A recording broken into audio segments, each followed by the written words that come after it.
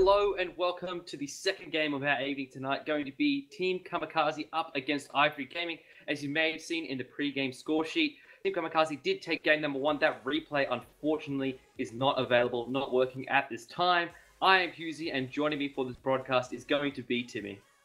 How you doing, Hughesy? I'm pretty excited for this one because although it's not quite as higher up as, say, Avant-Garde Chiefs for that first spot sort of position, they are still going for that fourth spot position, which will allow them to go through the Challenger Cup and try and make their way back into the PAX finals. So definitely a lot on the line for these two teams here. Like you said, unfortunately the first game is unavailable to replay, so we're not going to be able to take you to that one. This one right here is going to be game number two.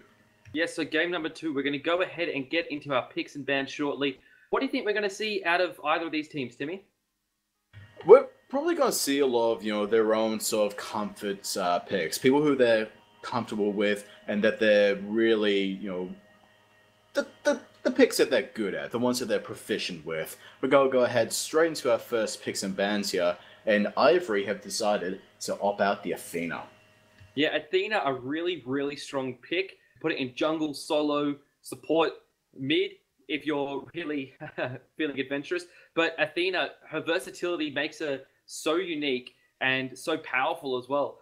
Unfortunately, we didn't see much out of it in Maxon in game number one between Avant and Chiefs, but in the second game, Prensel did some nice work with her on support, and Ivory taking that one away from Liquid Renegade, I feel, because Liquid Renegade likes the junglers that can stick to you, likes setting up a lot for his team, similarly to El Chuckles does on the side of Direwolves.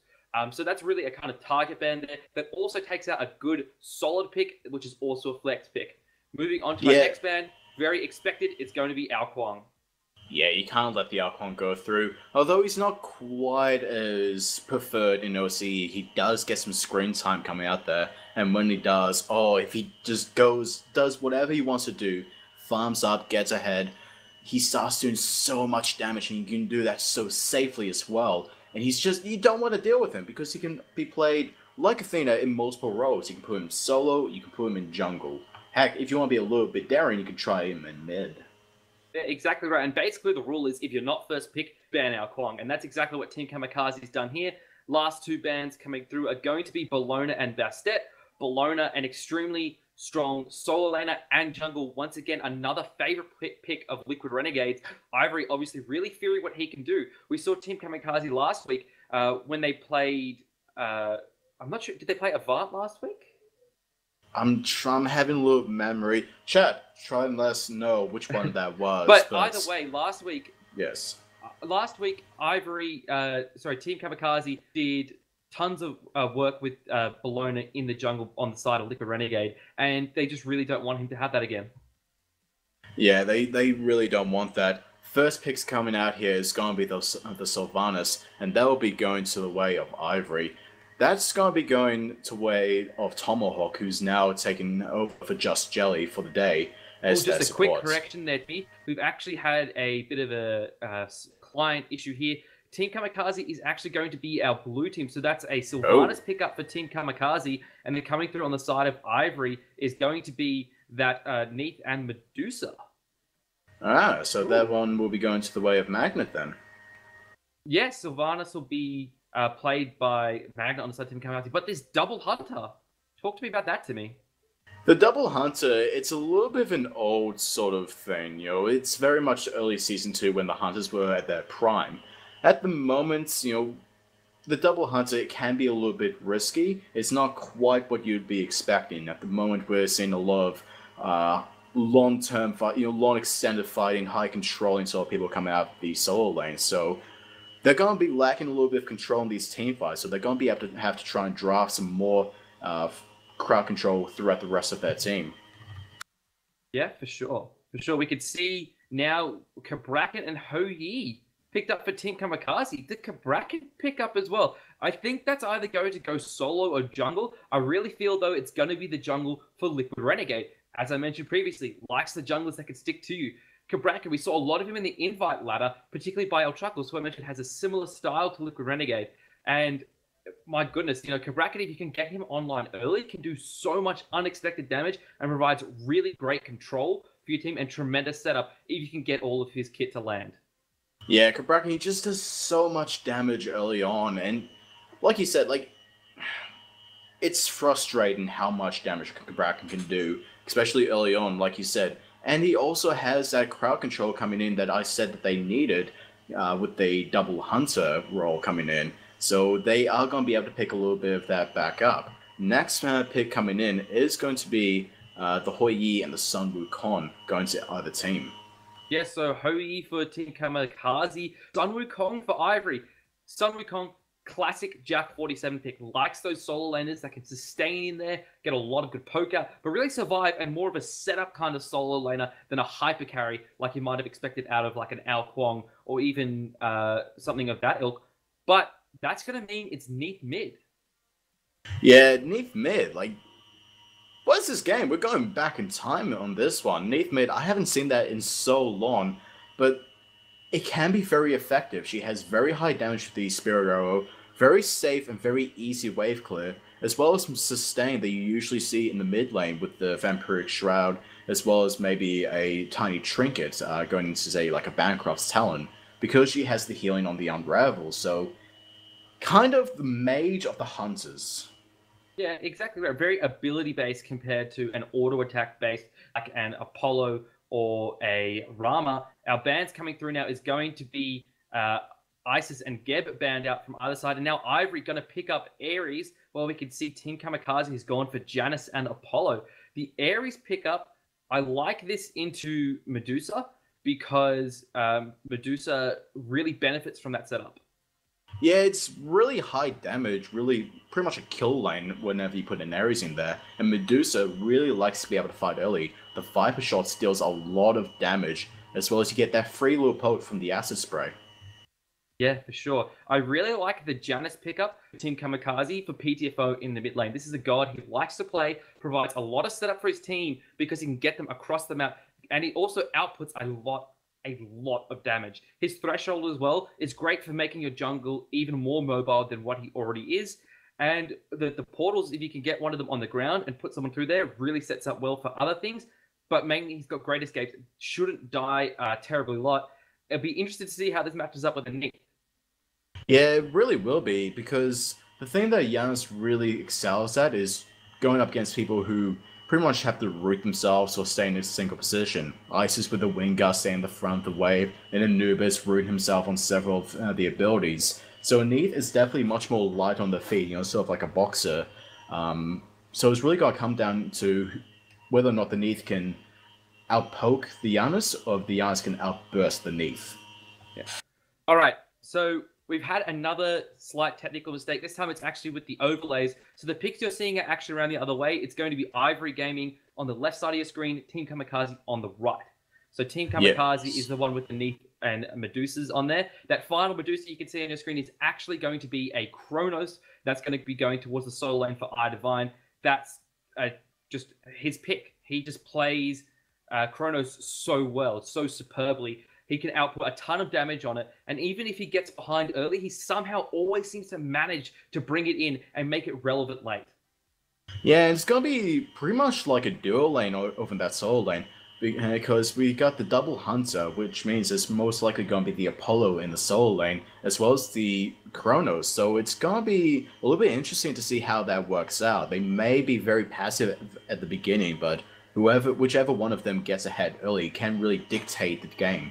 You know what's also interesting is that means this is a Sun Wukong jungle from Team Kamikaze. What? Yeah. What? I mean, sorry, what? He's got mobility with the bird. He could set up with his tiger form, poke the tickle stick. That's a very interesting pick, actually. It really is. Like, it seems like Team Kamikaze have really gone back in time, back when Wukong was really a jungler.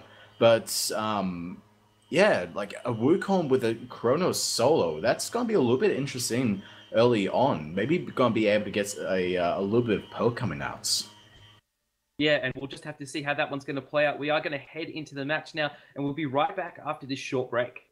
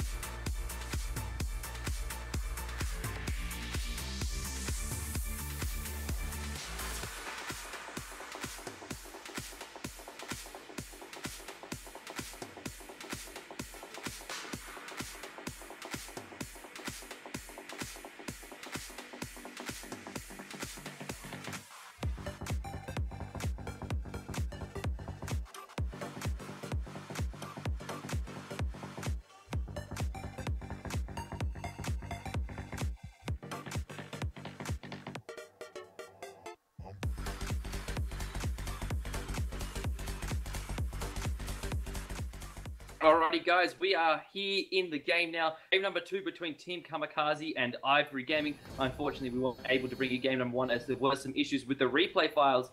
I am Husey, and joining me for this broadcast is Timmy. Hello everyone, just keep in mind, shout out to our sponsors. We have been picked up by the sponsors of Plantronics and Rocket, so special thanks coming out to them. But right now, we're going to go into this game of Ivory versus Team Kamikaze.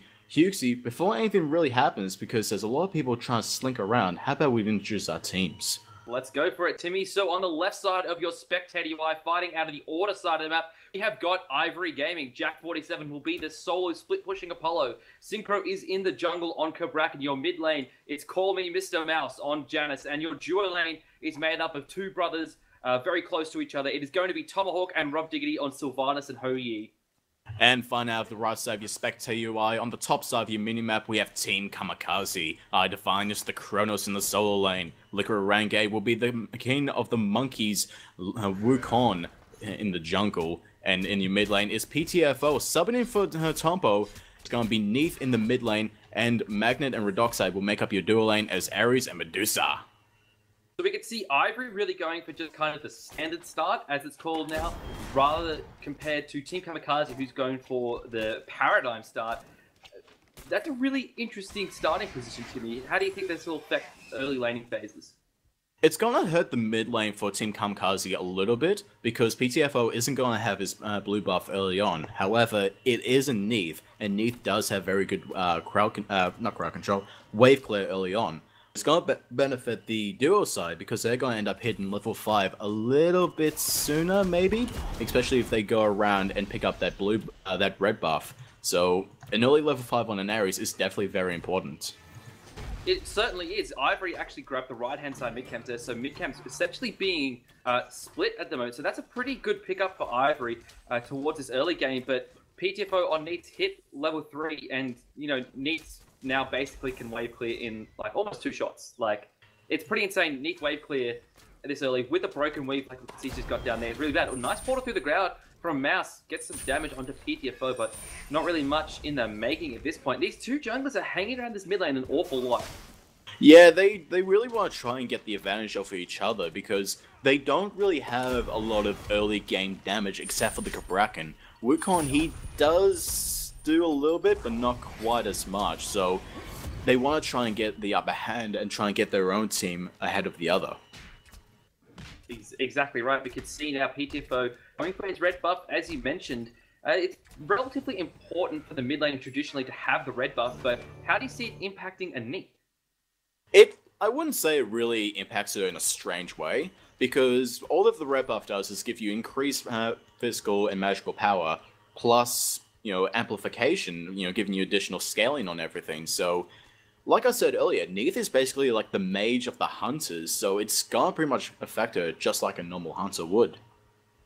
A normal mage would. Yeah, fair enough. Let's swing over to our duo lane now. We could see it's going to be a Ho Yi and Sylvanas up against an Ares and Medusa. How do you see this laning phase going? The lane phase is definitely going to be in favor of Team Kamikaze if they push the advantage. Ooh, Jack47 actually gets picked up by iDefine on that solo lane. iDefine is on absolutely no health, so absolutely a very close one there. Yeah, unfortunately we missed that one there, but, you know, getting an early kill to Kronos, that's not a great way to start. You get him on a bit of a roll. He's very tough to bring down, very much a late game damage dealer, and, you know, propelling towards that late game is not a way you want to start. Yeah, Kronos early on doesn't really do a whole lot. You know, you try and focus on killing the minions. If you get too close to him, he's going to stun you out. But then later on, once he gets some items coming online, some attack speed, some penetration, and he's got some levels behind him, all you hear is, "Let's go," out the jungle. You're thinking, please no. Because he moves incredibly fast, he doesn't get slowed when he auto-attacks, and he gets faster and faster as he goes. Actually, no escape coming out towards these mid-cams. Synchro is going to get pulled in there, and probably going to get picked up here. Yes, he does, by Magnets. Yeah, so that's going to be 2 kills towards Kamikaze. Now Redoxo uses the Petrify, slows down Mouse and Tomahawk there. Team Kamikaze are going to get those left-hand side mid-camps. They did burn an awful lot of ults for that, though. Getting a kill there was pretty good. Magnet blinked in and did his no-escape thing, his Ares is what to do. And, you know, they got a nice kill off it. Yeah, they did have to burn quite a lot, but it's going to give them that early advantage that you're really looking for in these kind of fights, because these two teams are actually quite close together. I believe their win and loss ratio during the OPL are absolutely equal, so yes, they did burn a lot, but all they have to do is kind of stall out for a little moment, catch their breath, and then go for the next fight. Exactly right, exactly right. We can see an invade here from Team Kamikaze onto the blue buff of Ivory Gaming. He got it! And, oh, I don't know if they got that or not. Synchro, though, may pay for trying to contest this with his life. Great mesmerize there from Jack47, and the wall from Synchro keeps the rest of Team Kamikaze out. Mouse is rotated now through the portal, goes to Divide, but he beats out of it nicely. Worldweaver picks up Jack47 there. Beautifully nice work from Team Kamikaze, and the fight is still raging on. Great communication coming out. That Worldweaver. Synchro picks up iDivine on absolutely no health, playing extremely risky. Liquid Renegade's looking to try and get something in there, try and reach over with that tickle stick, but Tomahawk is going to force away of Liquid Renegade. The tree bark is going to be tasty enough for his little monkey old mouth. He just climbed all over that tree, brought him crashing down. That's what monkeys. That's what monkeys do. Yeah, they climb trees. It's what they're known for. Oh, right inside though, Somersault Cloud is forced out as Jack47 comes in down with the across the skies, taking him quite low, but he's going to be able to get back to his tower and possibly try and, lick his wounds. Yeah, I mean, ult for an ult there. Liquid Renegade will be happy he kind of forced that one out. Jack47 wasn't really looking for any aggression there terribly much as getting back to his lane, getting his bar, start stacking those Devourer's Gauntlets up. Apollo on Devourer's Gauntlets, to me, that's a pretty standard Apollo build. Yeah, it really is, because Apollo with the Audacity, he gets a lot of use out of his auto attacks, so he does get a lifesteal potential. Jack47 in a lot of danger as well. This solo lane is really getting focused out. Big chunk coming out from the stop time, and he's going to fall once again to the way of Liquid Renegade. Oh, we got some aggression in the duo lane as well. Rob Diggity going to go down here. Was forced to use the Sunbreaker ultimate, but Redoxide and Mag is just too strong for the ADC from Ivory Gaming. Yeah, Team Kamikaze, they're really trying to push whatever advantage they have. They're getting very aggressive in all of the lanes that they really have that little step up, and they're trying to suffocate out Ivory Gaming, trying to prevent them from really coming back, getting their little lead. We take a quick look at our graphs, we can see that Team Kamikaze are just about 4,000 XP as well as 2.5 in gold. On the left-hand side, Redoxide gain are very low with the Lacerate. The Fear No Evil will be beat by Synchro. Yeah, forced to pop his beads there. Magnet will consider that one a win as he gets his lane winning partner out of a bit of trouble there and also burns the beads from Synchro. And that's all you're looking to do really on a no escape from Ares, because people see Ares and they basically think, all right, this is one of my active item slots going. Beads, I need to get them. And, he's just going to be blinking in there and burning them off cooldown basically. And, doing his job as an Ares, Magnet, he certainly knows how to play him. Yeah, the other thing as well is that if he tries to rotate around towards the mid lane and try and gank PTFO, he's got the Spirit Arrow to really root him down. Kraken does have an immunity to roots and slows with the Seismic Crush rather, but it can be a little bit risky. You gotta do it preemptively. Yeah, it's really a big timing thing. If we take a look back towards our mid lane now, Liquid Renegade's back in this lane. He seems to be hanging around here and solo an awful lot more than he is in the duo lane. Just looking to really poke these lanes out. I guess it's because he feels that the solo lane needs to get towards late game. Oh, Worldweaver comes through with a Jack47. iDivine picks him up with a nice time rift there as he's trying to get up on his carriage and cross the sky, but doesn't manage to do so. Great team communication there from Team Kamikaze. Yeah, they're really trying to focus out Jack47. They don't want to really come online, be their late game Apollo influence that Ivory really need. They've gone into this double hunter, so if you can't get one hunter, you might also get both of them, because Rob Diggity is also having a little bit of struggle in this duo lane. Well, it's just because the wave clear of Medusa is so much better than that of Hou-Yi. Really, really difficult to clear in the early to mid stages is Hou-Yi, whereas Medusa's acid spray really just can clear a whole wave, like as soon as you hit like level 2 of it. Pretty as well much. As that, back towards the solo lane, you've mentioned they're focusing out Jack47. What that also does is it allows iDivine to come online that much faster. And as we mentioned earlier, and I think we'll keep mentioning as long as he keeps playing Chronos, you get that Chronos to late game as early as possible, and it just spells bad news for your opponent. Yeah, Chronos early on, it's very awkward because you don't really do a whole lot, but now iDivine, already level 11, building the Book of Tot, so he's going to have a lot of power. Actually, Go Fury attempt coming out here from Team Kamikaze. They're looking to push their advantage to the next level. Yeah, they're just going after it, burn it really quickly. No vision on that Ivory Gaming. They did No. have the through space and time available from Janus played by Mouse, but not going to find anything there. And Ivory doing a ton of damage there to Tomahawk. Looks like Magnet wants to blink in and find something off the back of this, but he's not going in quite yet. Yeah, Rob Diggity is on his way over. Sunbreaker is on cooldown, unfortunately. Actually, no, it just came online, so we may see a little bit of engagement here in the mid lane if Team Kamikaze try and push up.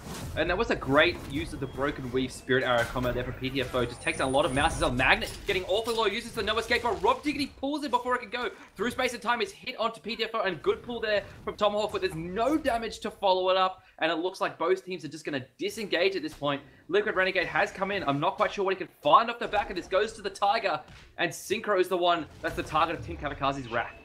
Yeah, Synchro is going to be able to get out of that one. Fortunately, he is playing Kabrakan, who is a Guardian, so he does have innate higher protections and health. So, oh, actually, Wk5 ulting out of the solo lane towards these backcams. He's really struggling against Ivory at the moment. He's 2 levels below. We keep touching on this because this is going to be a very influential matchup here. The fact that one solo laner, both of the solo laners are very late game, but one of them is doing much better than the other. Yeah, and the whole time that teamfight was going on in the mid, Jack47 was just split pushing on the right. I think he took a couple of tower shots there, and then when Ivory rolled in, it was like, nope, straight out of here. Let's go. Don't want to deal with this. Yeah, Ivory just coming up there. It's just, as long as he keeps on top of Jack, they're gonna have no problems from him. Tiger Sun coming out on the mid lane. Mouse is gonna fall. 3-man Wrath of Terror won't be enough though, as the World Weaver comes in and the chains do get them. No, Ivory picks up that one with an auto attack, and now Synchro needs to be careful he doesn't get aggressed on. Yeah, but Team Kamikaze is between 2 towers here. Liquid Renegade going to tank this one up. Think they can chunk it down before too much damage. There is the Cloud ultimate from Liquid Renegade, and Team Kamikaze wants some more aggression here. Synchro! Oh my goodness, I thought he had Ivory there for sure, but Liquid Renegade picks up the kill before he could do any damage. Jack47 hits PTFO there, but they're not really going to find anything. Yeah, PTFO at the moment is far further ahead of Jack, and they're still in sort of this, early sort of mid area. So a Neath is definitely going to outpower a an Apollo. Yeah, exactly right. We're going to have to go to a short break here. We have encountered some technical difficulties, and we'll be right back after a short break.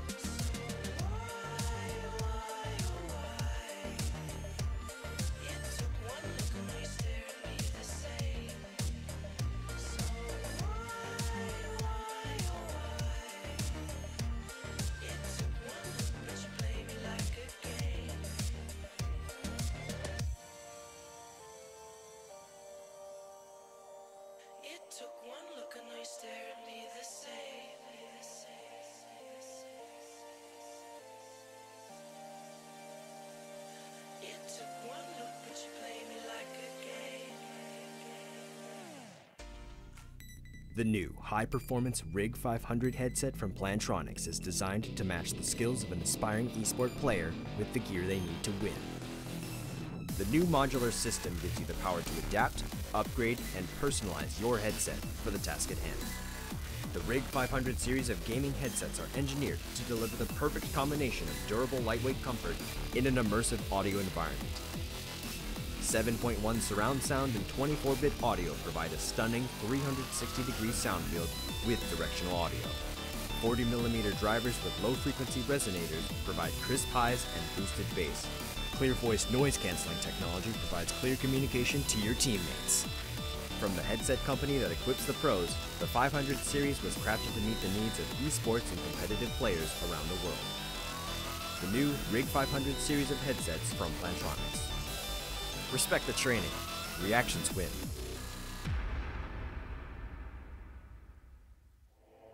When the world needs conquerors. When being rare is not enough. And even epic fails. It's time to create your own fate. To become legendary. No matter what kind of enemy you face, or what kind of game you play, you can become the craftsman of your own legend.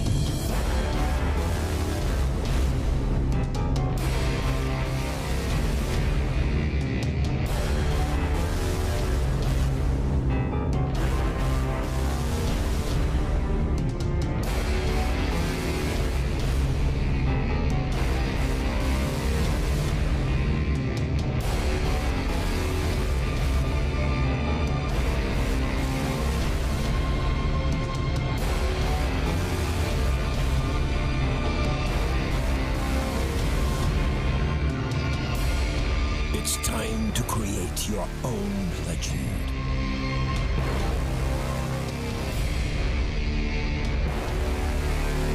Time to build your victory.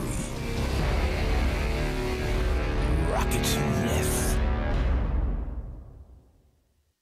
Hello and welcome back to our broadcast. Sorry about that small technical issue there. Smite, as you know, has a tendency to crash at odd times, and during an OPL broadcast seems to be a favorite time of it to crash. Yeah, we're pretty much key leaders of the Murphy's Law. Yeah, for sure, for sure. All right, so we just saw Team Kamikaze have a nice engagement there.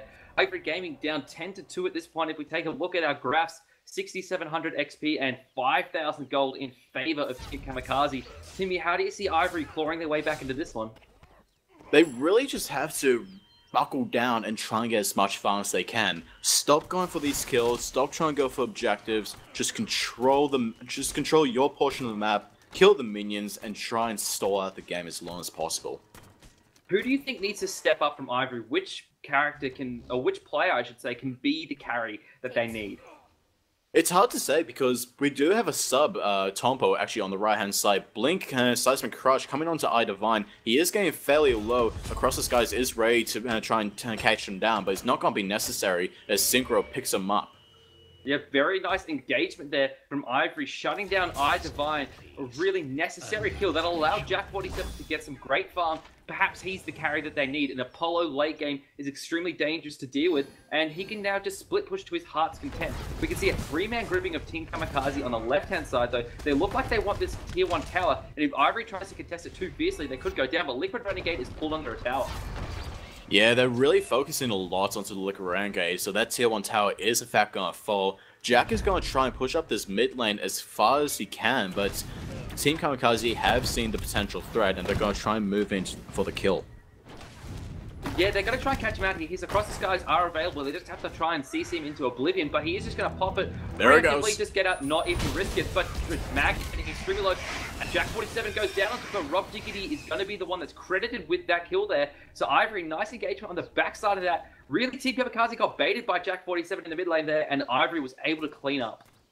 Yeah, Ivory, they saw their Team Kamikaze, they were moving away, they had their backs turned, so they kind of used Jack as bait, like you said, and they managed to get a nice kill up there, but they need to try and get a little bit more, or try and back out as quickly as possible and return to farming. Yeah, they need to try and find a pick here. Unfortunately, everyone that they're up against here is very slippery. Liquid Renegade put through a portal in the wall, forced to use his ultimate to get out here. Synchro goes down to PTFO. Absolutely devastating on that niche at this point in time. And Ivory is now chasing down World Weaver, crashes into Rough Diggity. Ivory gets credited with the kill on Tomahawk, and Team Kamikaze looking for the tower now.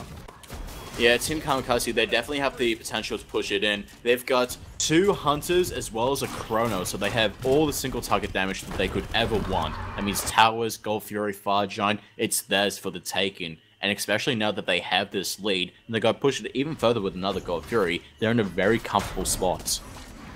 Mouse could look to steal this one, except his through space and time is currently down, so he'll need to get over to the Gold Fury in a hurry, but Team Kamikaze's damage, as you mentioned, is just enough to purely melt that Gold Fury, and they're going to pocket some nice change there. They've now taken 2 of the Gold Furies, looking back towards our graphs now. We can see the lead we talked about just about 3 minutes ago is almost doubled, basically. 10,000 XP, 8,000 gold. And the fact that the highest level in the game at the moment is PTFO on level 16 means that that XP detriment is going to be absolutely massive coming towards the later end stages of the game, because it's only going to get tougher from here on out for Ivory. Exactly right, and just as you mentioned, just denying that golden XP to them, it's just Team Kamikaze putting Ivory further and further behind. I think, though, at this point in the game, after the next engagement, if Team Kamikaze comes off the better of it, they're going to be looking for Fire Giant because they feel like their lead is just that much ahead of Ivory, and they feel that confident in themselves. As well as that, essentially they're running a triple ADC composition with the Kronos, Neath, and Medusa. Yeah, so like I said, you've got all the single target damage. Towers, Phoenixes, Fire Giant, Gold Fury, Titan, they all are very vulnerable, especially now that they are getting even further ahead. We can see that the Book of Thoth and the Transcendence, as well as the Devourer's Gauntlets on the side of Team Kamikaze are all fully stacked. We've got the Executioner Blade coming online soon, the Demonic Grip, the Ikaval, so they've got that attack speed that they need, and they're starting to get a bit of penetration in that way. And they'll need it because Ivory's running Double Guardian with Sylvanas and Cabraka, which is going to be a really, really tanky frontline. Magnet blinks in here with a no escape. Tomahawk actually gets pulled in. He did his Wrath of Terror too early, and he gets punished for it. Liquid Renegade takes him down. That timing for Tomahawk was just a little bit off, and my goodness, he pays for it. Yeah, when you pull someone after they've used their beads or their big ultimate, it's, kind of, like a little cherry on top for an Ares, so that's going to be a big detriment towards of Ivory, as the Phoenix is already going to get pressured in. Rob Diggity coming in the back line, Sunbreaker coming out that's trying to split up Team Kamikaze, but it's not going to be enough. Petrify coming out, Rob Diggity falling to the way of PTFO, and the ultimate is coming out to try and trap in PTFO. He's sitting pretty, he's at a very high amount of health, and he's just going to try and chip away at this Phoenix if he ever gets in here. Oh, Jack47 hung around a little bit too wrong and falls to Divine. Tomahawk falls again. That's twice in less than under a minute. This middle Phoenix should go down soon. Magnet extremely low. Mouse nearly picks up the kill there with the unstable Vortex. Ivory, a solid defense here, but they've lost so many team members and they've lost so much map control. Yeah, like I said last week, this is the kind of meta that OCE is known for. You get the tiniest bit of lead, and then you push as hard and fast as you can to suffocate the enemy. It's just textbook at this point, because Ivory Gaming, they cannot get out to farm. The waves are pretty much frozen up towards the middle of the map. They're pushing underneath that base. They're not getting anything, and they're just falling further and further behind. Oh, well, we can see through space of time coming across through the right-hand side, but Synchro gonna pick up Divine. Rewind was burned towards that Phoenix, and so he's really not going to be able to do much there. Synchro getting a little bit trapped awkwardly behind the Fire Giant there, but he does manage to pick up the kill on Divine, and that is incredibly important for Ivory Gaming. It is going to be important for them, but it's not going to be quite enough. Because remember, this is the second game. The first game was unavailable, and Team Kamikaze did win the first one. So if they take out this one as well, it'll be a clean 2-0 advantage over Ivory Gaming. Oh, Jack47 is going to be using ultimate to get out, but my goodness, look at the damage from Team Kamikaze. World Weaver came through. Redoxide, Liquid Renegade, and Magnet all just absolutely destroyed Jack47 there. He didn't even have a chance to get on the chariot. Like that, those frames didn't even load. Yeah, I saw the chariot kind of come in, and then it just went, nope, I'm out, see ya. But now, Team Kamikaze are trying to beta a fight at this Fire Giant. Synchro is by himself, as well as there's a little skirmish going on the right-hand side. PTFO does pick off Synchro, so they're going to be coming for the rest of Ivory Gaming on this right-hand side. No escape coming out onto Tomahawk. He does get pulled in by the Tiger Sun. He's got to get picked up by PTFO. And now Team Kamikaze are going to continue this aggression. They feel like they don't need the Fire Giant at this point. He could go for a Phoenix or maybe even a win. Liquid Renegade jumps into the tower. He's not afraid of anything Ivory can throw at him at this point. Through space and time is down from Owena Mouse. So if they look to steal the Fire Giant after this tower goes down, it's going to be a big asset of theirs burn. Jack 47's also used his Across the Skies to go for this tower on the left. It's just going to be split pushing, so no one's really available to contest this Fire Giant. They're not going to bother with Jack right now. He's just too far behind. He's not burning down that tower quite as quickly as what he would like to. In fact, they're probably going to get this Fire Giant before he gets that tower, so... And Liquid Renegade is already on their way to try and stop him and, you know, just keep him from going towards that tier 2. Yeah, and PTFO getting a little bit low here. Ivory looking to get a kill on the backside of a weakened Team Kamikaze, who's losing a bit of health after taking that Fire Giant, but the buff, as we know, regens health, and they're not going to be able to really find anything. Just take a look quickly at the Ho-Yi team. He's got a Hasten Fatalis, hasn't got any penetration at this point, and I feel that's really detrimenting him. Yeah, you only really go Hasten Fatalis if you're ahead and you want to be, you know, a little bit cheesy, hard to get away from. Like you said, no penetration, so he's going to be missing out on a lot of damage, as well as, you know, a lot of power. Hasten Fatalis doesn't give any power at all. Sunbreaker and Through Space and Time burned on the right-hand side. Team Kamikaze, they're still pushing forward. Rob Dignity's going to go down to iDefine, and Team Kamikaze are going to continue their press onto Synchro. Yeah, and now Jack 47 is going to be the target of their aggression. Manages to get out this time. Wisely remembers not to stick around too long, but it looks like Team Kamikaze is going for the Phoenix. Great massive terror there from Tomahawk. 5 men caught in that one. That's going to disrupt their attack for only but a second. Jack 47 falls to PTFO, who's playing out of his mind this game. Here comes the no escape out of Magnet, pulls in 2 members of Ivory, down goes Mouse, down goes Tomahawk, and it looks like the Titan's going down. There was the surrender vote. That was the end of it, that one, and that is the game going the way of Team Kamikaze. That was just textbook, really, for the OCE meta. You push so hard and so aggressively so that the enemy team cannot farm, and you just start getting kill after kill after kill, and you start gaining in gold and XP. That becomes your farm, and then the enemy gets absolutely nothing. A little bit of a...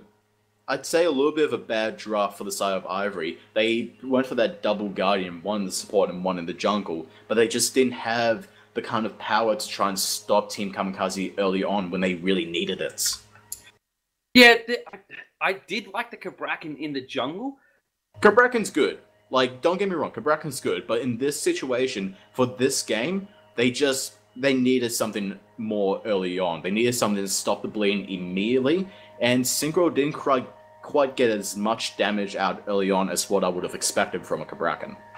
I think if they drafted other stuff around the Kabrakan to make it work a bit better, it would have not been as detrimental as it was. But realistically, Synchro did the most work on his team. He had the most kills.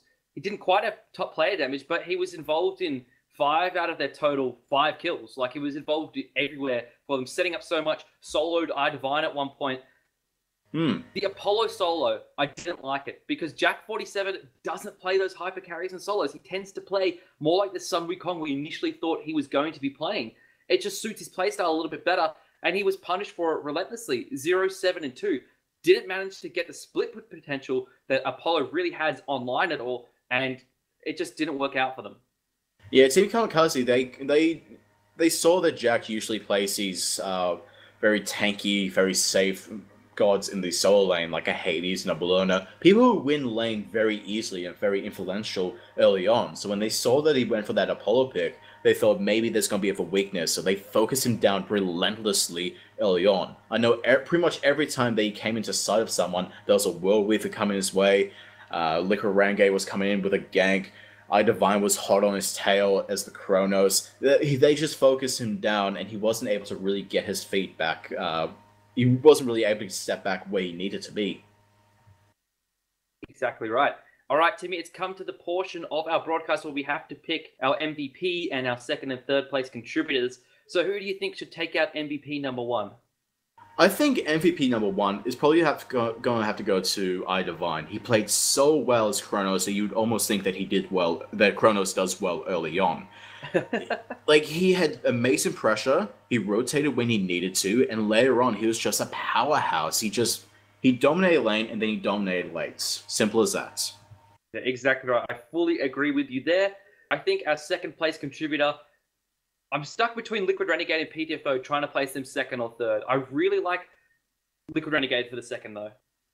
I do too. Liquid, he was very active early on. We didn't see a whole lot of, oh my god, he's going in with the somersault cloud, he's going to be jumping down. He didn't do anything crazy. He didn't do anything, out of the ordinary. He just did Wukong things, turned into a tiger, gnawed at the faces of his enemy, threw tickle sticks, which I like always. Very fun to see. But yeah, he's very proactive around the map. He knew they didn't need to go towards that dual lane because it was done. Medusa Ares, you can't really fight that. It's too much damage.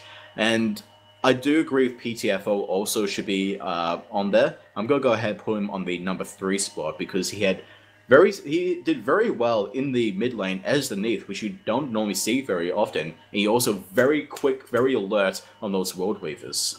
Yeah, exactly right. He also set up very well. He hit a couple of really clutch spirit arrows to root people in place. The World Weavers, as you mentioned, a lot of confirmation damage and a lot of kind of confirmed CC onto targets. A lot of time weren't necessarily the deciding factor, the finishing factor in a fight, but a lot of times it was the deciding factor in a fight that just kept someone in place while iDivine or Liquid Renegade could clean up the kill. Yeah, definitely. So number 1's going to be iDivine. After that is Liquid Renegade, and then PTFO. Great job from Team Kamikaze. They're going to finish up here with a 2-0 victory. Yep, congratulations to Team Kamikaze. Well played to Ivory Gaming as well. Yes, of course. And so they did play well. Yeah, they played well early, just fell behind too quickly. All right, so that's going to do it from us here in the caster's desk. I have been Husey. Joining me today was Timmy. And that's going to finish up our broadcast for today. Make sure you tune in at 6 p.m. tomorrow for our next set of games, the first of which is going to be Divals taking on Invidious. And then we're going to close out the week with Law Gaming up against Team Solo Theo, who've been renamed from Synapse Gaming. So that's going to do it from us here. Thank you very much, and we hope to see you tomorrow.